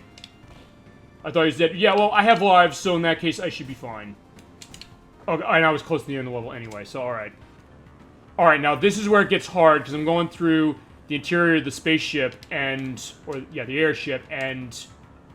yeah, using that ceiling grab is going to be helpful, because I just want to see if there's anything over here that unfortunately there's not. Yeah, and going through the electric laser thing. You have to basically do the jump off the wall or hit into it like that. If you use your invincibility frames in some ways, and the double jump to a degree as well. Yeah, it's very tight here to be able to make these jumps. But with practice, you could do it. But yeah, they're not screwing around anymore. So cool. Yeah, it definitely is, and it does... I mean, that's the idea, I think, about this game. This was, as I said, Sega's take on the ninja element, and, you know, I'm thinking I might just take the hit anyway on this, so I can then run through with invincibility. But yeah, I think they did want to try and go through that as far as invincibility. Also, jumping on those things, those platforms will fall, and that's a bottomless pit, so don't do that. But yeah, they definitely were going for that cool factor. I guess that goes to the idea of what... You know, I may as well get into this, which is... Oh. Okay, I'm doing this a little the wrong way, so I should be doing the double jump over that, but... Nintendo, or Sega in particular, against Nintendo, was in the 90s, was pretty much showing off the idea of, okay, Sega is this kind of cool thing that has things that Nintendo either wouldn't allow, content-wise, or... I mean, Nintendo allowed Ninja Gaiden, as far as NES, so not really something like that. And it gets electrified. That attention to detail as well. But I think Sega was looking at the idea of, hey, look at these kind of cool things we have, going to more of the teenage audience, while also being something that there's enough stuff for kids they can play, stuff like Sonic, and feasibly this, to a certain extent. And in that case, that's kind of how they form their niche. But also the idea of those little attention to detail of him being electrified, which is nice to see. I come up here, there's some shurikens, and let's see if there's anything over here now. Yeah, there's some areas right here. In fact, right here, I'm waiting for... The detail really is impressive. It is. And for a game that came out in 1993, particularly for the 16-bit system, or this 16-bit system as well, yeah, clearly the people who made this. It was, I believe, the team that would become Overworks, who would later make Skies of Arcadia and Valkyria Chronicles. That was like years later, but they made this, and they really they knew what they were doing as far as this hardware, as far as the look, the attention to detail of everything, and same with Revenge of Shinobi as well. And that was 1989. It still looked awesome as far as the attention to detail of the graphics, the detail of like the character movements and stuff. Oh right, I forgot I had to climb on the top here for the. It really looks good for the age. It does. It absolutely does for a game from 1993. It's one thing to put yourself in the mind of like some older games like this and say, think about what it was like when games like this were around. But even for the time of when this is around, this definitely was state of the art, and it still looks good today just because of some of those attentions to detail that they provide. Yeah, we're gonna get into a little bit of a difficult case here because these platforms are falling. Gotta be careful not to jump too high, otherwise I hit the electricity up there, and then there's the pit that, or the platform that falls down. So yeah, now they're not screwing around anymore. And I'm going down here because there's an item, but I could feasibly get myself killed. Oh yeah, there's a life. Thank God I went down there for that. So yeah, it does. The game does reward you for taking risks in a lot of ways as well. It gives you the mechanics to be able to handle that. Also, you do have the, I guess the Shinobi crawl. Hold down and hold right or left. You can do that. This game doesn't ask you to do that as much as Revenge of Shinobi did, but it does ask you to do it enough. And then now we're having platforms that are going to fall. Get the double jump going and jump on these. And again, be careful. But thankfully, the controls are precise, very precise to be able to handle that. At least when you practice the double jump, because the double jump is the hardest one to do, as far as element of this game to get right. Oh shit! That happened to me when I was doing the test playthrough. You jump on that platform, if you don't hit it right, you fall through it. Unfortunately, that's... I was going to say, this game is pretty fair to that, although we do have a checkpoint right here, so thankfully we're good that way. But yeah, the double jump is the hardest part to get used to as far as the controls, although it is a lot easier in this game than it is in Revenge of Shinobi. So clearly, they took what they learned from that game and enhanced it more for this one. And then still gave you those elements where, yeah, you better be on your game to make this jump. And what I need to do is I need to get up on that and then grab onto the ceiling. There we go. Oh, there we go. Just got it. All right. Come over here. There's a... Oh, shit, I forgot about that. There's the bomb there. All right. Yeah, because I think there's a life behind that. But that was my fault, unfortunately, so, yeah. I do want to have more lives. I think there's another one over there because I'm going to feasibly need everyone I can get for the battle with Neo Z. Particularly the magic or the... Jitsu I need to use for that. Or the Jitsu I'm gonna use for that. You can fight him without it, but yeah, I'm not fighting him without it. And that does run on my lives, so I need to have enough of those. Alright, so what I'm gonna need to do then is make that jump, hold the right, jump up, yeah, throw the shuriken, throw it again to get rid of the bomb. There we go, and there is the life. The nice Joe Musashi head. So I got... Well, 6 lives technically, because 0 just counts as a life in this game. Alright. Yeah, now I got to ride the platforms down, and the electricity is going to get in the way on some of these. Or you have to crouch down. Oh, and I remember now, because the bombs are going to come in boxes. Oh, right, and you also have to climb up here and be ready when the platform comes. Otherwise, you're going to have to walk across that. So, yeah, especially going down here, you have to basically do the double jump, or not, or just take the hit from the electricity. There we go. Alright. And then make the jump that way and grab on the top. There we go. Yeah, so, again, goes back to the difficulty of this, where, yeah, it's a harder game now, because at this point, it's the last level. They're not letting you off the hook anymore. It's like, yeah, you've gone through all this, now you gotta prove your skills if you want to win. And it's very rewarding that way. And go through that, yeah, door blows off, and we're good. Oh, right, and now this part, I need to climb up the top. Well, this is coming over to the right, and if I'm not careful, I get crushed. But on the left side of the wall, as it go up, some of the sides of it are going to be electrified. Like that. And you can sort of, kind of see it as you go up. So sometimes you don't want to necessarily jump super high as you go along. Sometimes jump a little bit so you can avoid them. Oh, or get hit by them. Thankfully, it is forgiving enough that feasibly you can make it out. No problem. There you go. The blue, yeah, absolutely. Okay, now I got power. Perfect. Alright. Okay, here we go. This is Neo Z. This is the last boss of the game. I want my Mijin out for this. Now, I'm going to quickly explain how the magic works I'll go over that one more time. Ikazuchi is invincibility when you use it until the bar runs out. Karyu is a fire nuke that goes across the screen for damage. Fushin will increase my jumping ability and speed, but the one we want to use here is Mijin. What this does is when you use it, you trade a life off for it, and if there's an enemy on screen, the enemy will be hurt badly by it, my life bar will be fully refilled, and I will get the Jitsu power back. So based on the 6 lives I have, I can keep using this to keep myself alive and to cause damage to him. So here's how we're going to do this. I'm going to go as long as I can before I die first with him. What he's going to do, he's in a couple forms. When this nice, Tron-like background, he'll do those little things there. He'll also do the shuriken throw. He'll also block my shots when you do that. So the easiest way to handle this is to use the kick. Yeah, he'll do that ding. And he'll do that. That can hurt me. So I basically just want to keep damaging him as much as I can. And goad him into throwing the shurikens and try and avoid him. So that I can cause enough damage to get him in the next section. Or get him my life low enough. Alright, so there's the next section. And do the same thing, pretty much. And use that Fujin when I get to a point that I feel like I need it. And avoid his kicks. Although in this case, he will not throw the shurikens out as much. They also do that uppercut. In fact, after next hit, I'm going to use it now. Alright, so I'm going to pretty much stab myself in the chest, perform seppuku. But by doing that, yeah, I caused damage, I lost a life, but my health is back, and my Jitsu is back. So I can keep using that. So I'm going to be able to beat this boss no problem now because of that. I mean, if you're not using that, yeah, good luck. This is definitely a hard boss. But so far, so good.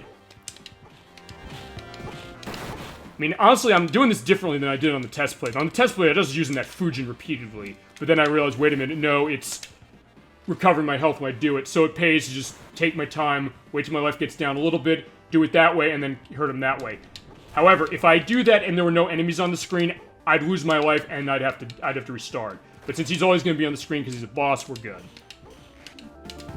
Alright, so let's take care of Mr. Neozid, who has caused a lot of trouble for a lot of the Shinobi games, particularly the 1987 one from the arcades, Revenge of Shinobi, and now this one. But yeah, Joe Musashi is going to take care... Oh, that is the most devastating attack he has. And it's very hard to avoid those, but I'm actually doing a better job of avoiding them than I thought. But my health is wild enough, or my health is low enough, and I can use Fujin again. This is wild. It definitely is, and it definitely has a nice style and great look. And it looks very, futuristic and nice. Alright, yeah, he's doing that. When he jumps up in the air... Okay, I got him. Alright, so... You're doing great. Well, thank you. And actually, in record time, we're done. I finished the game. That's it. Alright, so with that, a lot sooner than I thought I would finish this game. Well done, thank you very much, and thank you for watching, for sure. Well, I'll have some more stuff to go on for this a little bit before I call it the night. But yeah, within a little under 80 minutes, yeah, there we go. There is Joe Musashi. We took care of Neozid, and get to see the story thing. Fantastic. Well, fantastic for the game, fantastic for everything. So thank you. The wing of darkness burns and shakes the earth as it lands. Thank you for sharing this game. You're welcome. I am very happy to share this game. This is a game that I've been talking about a couple times. I've been thinking about this a lot. When I did Sonic and All-Stars Racing Transformed last month, yeah, it was 2 months ago now, there were references to this game in it, this franchise as well, and people in the chat were saying, I want to see the Shinobi 3, I want to see this battle. We've been talking about this all year. So this is going to be a case of, yeah, I've been wanting to do this for a while, we have it, here it is, and yeah, I'm very happy to share this game, because it's a terrific game. I enjoy these gaming Saturday nights. Well, thank you, I appreciate that, and I do too. I mean, I took last week off, as I mentioned when I did the end of Super Mario RPG, or the last part of Super Mario RPG last month. I felt like, you know what, I needed a break, I needed to get my batteries recharged, because generally speaking, I've been doing these pretty much every week since April. The only time I didn't do it was because I had issues connecting to Twitch. I could not get the stream up. It was when I was doing Star Fox 64. But I gotta say, I've really kind of liked, well, showing these games, but also getting a chat going, because that's the thing. I could be coming on and showing any game I want feasibly, and kind of going into that, but I've really liked, when I started doing this, I did this last summer, admittedly, when people were, not around. I wasn't able to go kind of see people as much as I'd like to. more as a way of kind of, commiserating, showing games I want to show off, and then people saying, like, hey, I want to see something. And so in that case, it's been a great time to do that. And really, as I mentioned, us getting to the guts of gaming, the guts of this game in particular tonight, and just kind of, have a nice relaxing time at the end of the week. Because think about this. You have, like, a job, you're doing schoolwork, or maybe not as much now, because it's July, but whatever the case, you come to that, like, you want a relaxing time, you want to play something, perhaps you want to see maybe something you haven't played. Let's do that. I don't get to play anymore. I left our Xbox 360 in the UK. Okay, so, alright, so you're familiar, like, the PAL element of that, which I guess goes to certain elements of, like, PAL displays of ancient, games, where sometimes it ran at the 60 hertz, where it was really, or no, the 50 hertz, where it was really slow.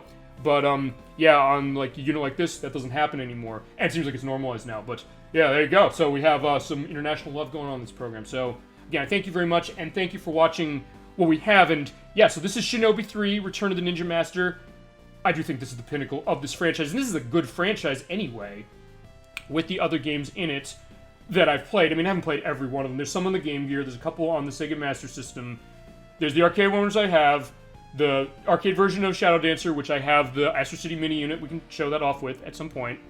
Then also the Genesis version of Shadow Dancer. Sherlock's like it. Well, yeah, it is. And it is a great game to show off, and it has wonderful graphics, music, controls, design, a great atmosphere it presents. And for a game from 1993, this was Sega definitely showing off what the system could do, doing very artistic elements with it. Even the credits look good. Yeah, with this, Joe Musashi riding into the sunset, and this being technically, I think, the last time we've seen the character. I mean, he was in the PlayStation 2 game called Shinobi, but after that, there was Nightshade, which was a sequel to that on PlayStation 2. It says to be continued. I guess they're talking Shinobi on PlayStation 2, although the chronology of this franchise is something I'm very confused on myself. But, I mean, it's something that I still do love these games. I haven't played those two on PlayStation 2, and there's also on 3DS, which I hear is also quite good. And there's also on the Sega Saturn, which, I actually do have a Sega Saturn now, so I can actually feature show that off, but those Sega Saturn games go into money. But I've heard that game on, the Shinobi game on that, Shinobi Legions, was quite good, even though it's not tied to this, element of this, because I don't think Joe Musashi's even in it, but that's another good game. But yeah, there's a reason why people hold on to this game still, even to this day. And if you never played Shinobi before, this is a great one to start with. If you played Shinobi before and haven't played this one, absolutely play it. It's a bunch of places, as I mentioned. It's on the Sega Genesis itself, and it's on other systems as well. The port says, do you like the Saturn? Yeah, I do. I mean, this is an interesting case. I'll go into this story as well. Since I finished the game shorter, I can kind of go into, sort of vamping territory, kind of talking about some of this. I bought a Saturn off of eBay that actually was modded, so actually it has a little switch on the back of it so I can play US and Japanese games in it. I'm still trying to find out streaming elements of how I'm going to handle the Sega Saturn, because I actually wanted to do Saturn streaming about a couple weeks ago when I had guest appearances on the program. We couldn't get it going because of the way that the Sega Saturn and the PlayStation as well, they output in 240p as far as the visual element. Modern televisions don't like that in particular. The scaler or the upscaling element within the television doesn't see it, and the capture card doesn't see it. I need to figure out what I'm doing. I figured the television I have now, I could feasibly show the games I have on the Saturn with it, but it's weird as far as how the feed is going to cut out, so I have to figure something out feasibly with that. I think I need to get an upscaler, honestly, for that. So basically what it'll do is it'll take that 240 output, upload it, or up-res it to 720p, and feasibly run through the capture device. Because this unit I'm using, this will output in 720p, so it's set that way. We're going to have to get a gaming system, because Wendy likes to play too. New TV, see, it's funny that, because I'll let the demo play. What happens is that if I don't hit start, it'll go through the demo. I don't get to hear Whirlwind again. Oh my god, I love this music so much. But yeah, as this great music is going, and this great site is going again, it's very specific how televisions handle upscaling of old outputs for old systems.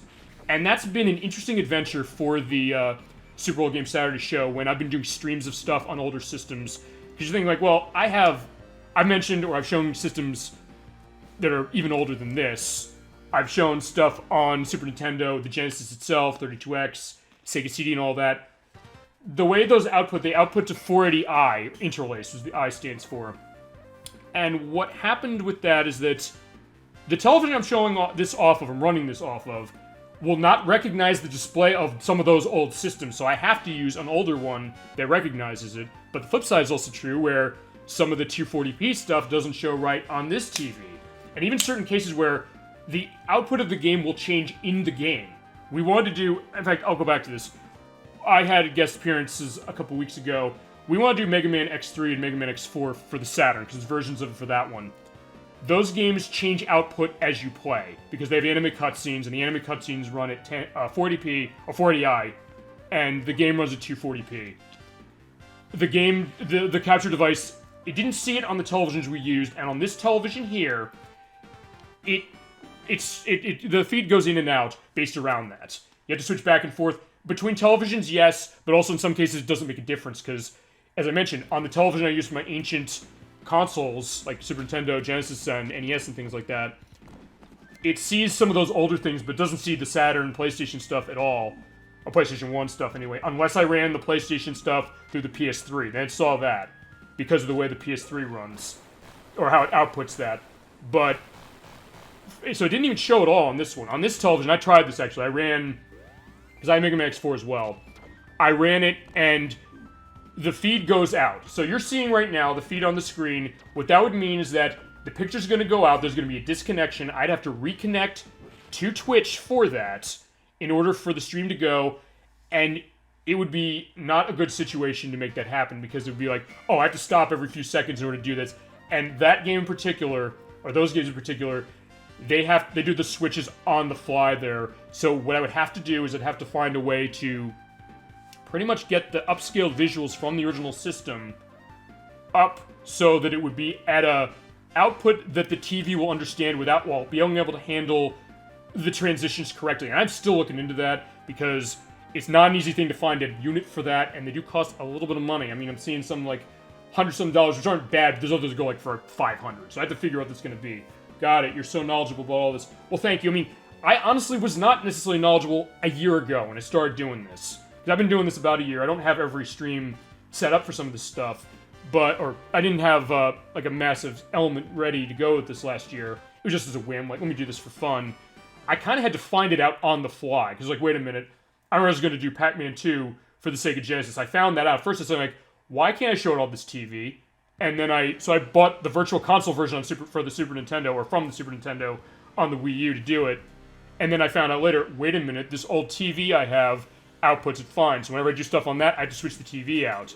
And then I found out, okay, how's this output going? And even with the Mega Man X4 thing, I do want to go back to one other thing, because that's been collected other places. I have a collection on the PlayStation 2 that has it, but that also outputs at 480p, so it does, or 240p, so it works the same way. In fact, the only way we were going to be able to play it, the guest I had a few weeks ago, was we would have had to use the more modern collection, the Mega Man X Legacy collection, to play that. But we wanted to show the Saturn versions off because they have some things that are kind of unique to them, particularly the X3 that we were going to do. So, in that way, it kind of been a little bit of adventure, just trying to figure, okay, I've had these old streams, or these old consoles I want to stream stuff to, or sometimes people want to join me on the show, and that's something that I want to try figuring out as we go this year. I mean, I had guest appearances last month, and I loved how those went, and I'm looking forward to trying to figure some stuff out with some of those things. So, in that case, it's been a great adventure. Also to show games that, and this has been a case with a lot of people come in saying, there's games I love that I don't feel are being represented. In fact, I'll go into that. The last thing I'm going to do before we end tonight is I'm going to go into the itinerary for the next couple weeks. I appreciate learning about all this, and I'd like to play something with you sometime. Well, okay, we'll have to figure something out to that feasibly, if we can make that work. Something particularly either you have knowledge about, or something that you would like to see done. So, I mean, and it could be whatever you want. Well, and so I think it should be, I mean, we can figure whatever is to that, and yeah. So that sounds like a good idea, and I definitely want to get more guest appearances. And some people might think, like, well, if you're pulling a guest appearance on this program, does that mean that it's like, some people say, like, it's like a television show. It's like, some people like joke that, like, when a show is getting, you know, tired, they're going to be pulling in a guest appearance for ratings. Well, look, I'm not going to bullshit you. I'm not a show that has a massive number of viewers. It's the coterie audience concept that I've mentioned before. I can get I can get assistant that collaborates with yours. That's true. The other thing also is I have a bunch of things, so we can figure stuff to work out on that. But as I said, I'm not going to lie to you. This is not a show that many people watch. That being said, this is the coterie audience concept. If you're not familiar with what that term is, coterie audience is the idea of something that's very specialized, usually in a lot of media, whether it's book, movie, something like that, game even, that has enough of a small but dedicated fan base that they'll still tune in, even if it's not something that everybody watches. Because you look at stuff on Twitch, there are people playing stuff like Final Fantasy 14, where they have like 120,000 viewers at once, or Demon's Souls, something like that. I'm not necessarily looking for a show that's going to be that massive. I'm fine with just being able to communicate with the chat in one place, asking very specific questions, kind of more intimate setting of like, the kind of a replication of what's the idea of sitting down with friends or family, and going into elements of games, explaining that, having fun with that, and explaining ideas like our knowledge, our background, what that may be or not be. You should. You so much and have a great show. Well, thank you. And I mean, if it happens, it happens. Some people said that to me. They said, "Why don't you try and position yourself more to that?" And I have in smaller ways, admittingly. But yeah. I mean, I get to that. So I mean, we'll see what's going on. I mean, in some ways, the YouTube site kind of is replaced to that, in the sense that after these go on Saturday, some people said to me, I like the show, or they're tuned into some shows, but it's like, I can't stay for all of it, or I can't make it this one week, I want to see it later. So then I put it on the YouTube site, and I've actually gotten a semi-decent idea of people coming into them. Actually, the Mad Meister playthrough. For a game that I got the sense nobody knew of, that's the one video I have up on the YouTube site that is the most watched. And I would not have thought that. I thought I played other popular games. I played like Sonic the Hedgehog. I played something like all the Sonic games I've done. I played other things that are more popular. I think like they'll watch those. But like, no, they watch that one. So I mean, I guess they like the style. She also have a movie show too, which I guess makes sense given all the movie parallels I go on to. Not on this one, this stream. I didn't really go into that. But yeah, they might watch the YouTube site, which is the point of that as well. It's like the idea of pretty much, all right, I do this now. It's saving the streams to this, so then it'll go to that, and we'll see what's going on. And I think the other thing also is that sometimes I've gotten comments on things saying like, hey, they like what's going on the YouTube site, or just some of the random stuff that happens. Cheers. Well, cheers indeed. Well, before you go though, since we're coming up on the end of this, I thank you very much for watching, and thank you for tuning into Super Old Game Saturday every Saturday at 7 p.m. Eastern Standard Time. I will be back next week. Here's the schedule, what this is going to look like for the next couple weeks. Say you want to end on something like that. Next week, I'm going to continue with my monthly initiative of playing a Sonic game a month. Next week at 7 p.m., we're going to be playing Tails Adventure for the Game Gear, which we're going to use the Sonic Gems collection for the GameCube to play that, which is my favorite game on the Game Gear, and it's a spin-off of Sonic that doesn't have Sonic in it. It's Tails, but it's definitely a change of pace, but it is a very good one, and that's a game I want to show off that I don't think it's represented. So, there you go. Great show. Well, thank you. And I hope next week is going to be a great show with that game in particular. The week after that, I kind of want to go to Wave Race 64. I've been thinking about that game a lot. And it's a game that is celebrating its 25th anniversary in November, or actually in September for Japan. So I want to play that. That's a racing game with jet skis, and it's awesome. One of the best games on the 64. Actually, I'm not familiar with Sonic that much. Yeah, this is a deep-cut Sonic game, because last month we did Sonic the Hedgehog, the original, from the Genesis and from the Game Gear. So we're going to keep the Game Gear trail going on with Tails Adventure, which kind of plays like a little bit like Zelda 2 and Metroid. When you might like to join next week, I'll let her know. Okay, so we'll get other people who want to watch the program. Okay, so I appreciate that. So next week will be Tails Adventure. The week after that, I want to do Wave Race 64 for the Nintendo 64. And I mentioned the other thing for the week after that. I'm familiar with Jessica Games. Jessica Games? I'm trying to think of... Oh, Jet Ski Games.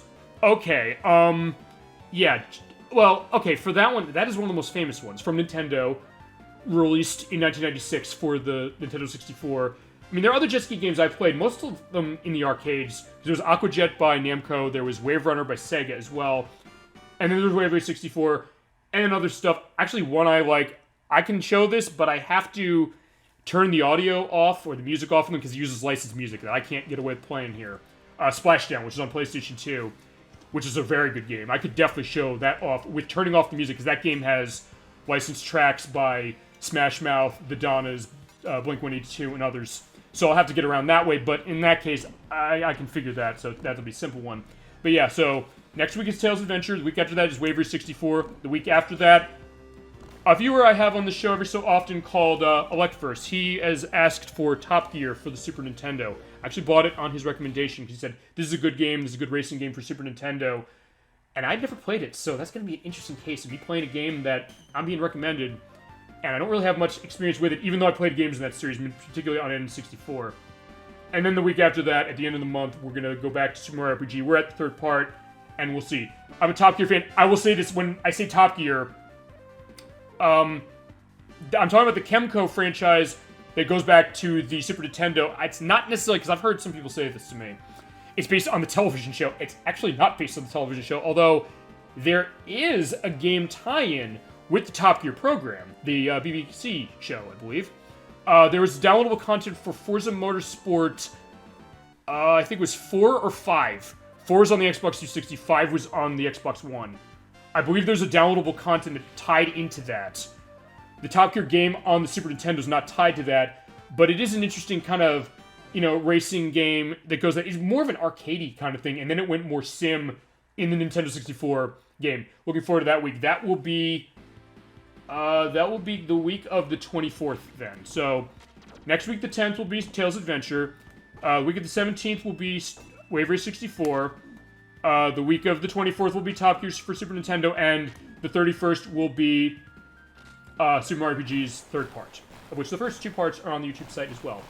So, so that's going to be the itinerary for July for the show, and I also have the Supersonic Game Saturday announcement for August, which I'm thinking what I know what I want to do for August. I'll talk about that next week when we do Tails Adventure, which it's going to run longer than this game, I think.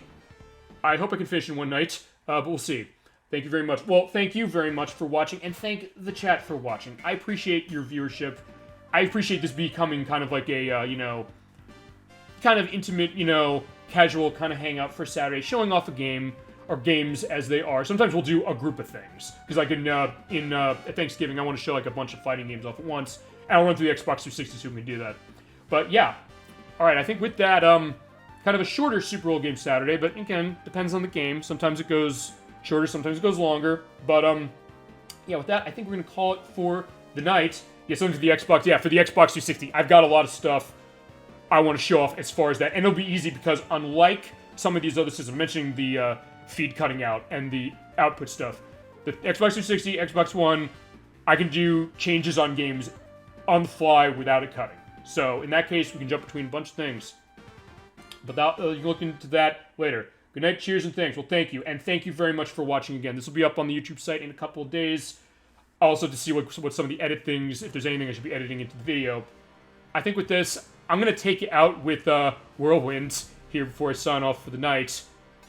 Another wonderful piece of music. I love this track so much, and I love this game so much, and I had such a great time playing it. And thank you very much for watching Super Old Game Saturday for this week. I will see you next week for Tails Adventure for the Game Gear Playthrough Signed Gems Collection on the GameCube. Till then, keep being awesome. Have a great rest of your weekend. Great week coming forward. Great 4th of July if you celebrate that tomorrow. And I'll see you next week. So, brilliant. Well, it was a brilliant time, brilliant show, and thank you very much for watching again. See you next week for Tails Adventure. I will see you then. Have a great night. Take care.